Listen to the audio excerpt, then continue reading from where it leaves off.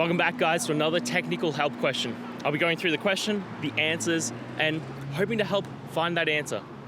Guys, I hope you stay crazy just a little bit like me and get through and work to the solution. Now let's get started.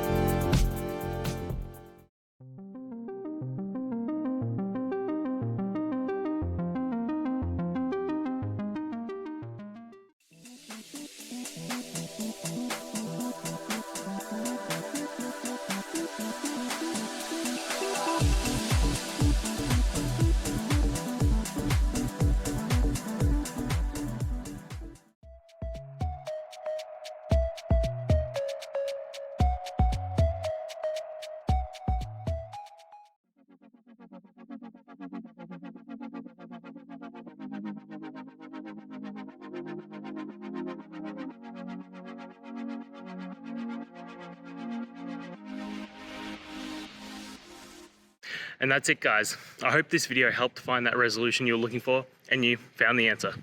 Guys, please hit subscribe if it helped, and I'd really appreciate it. I'll see you next time on another one of these technical videos. Have a good one.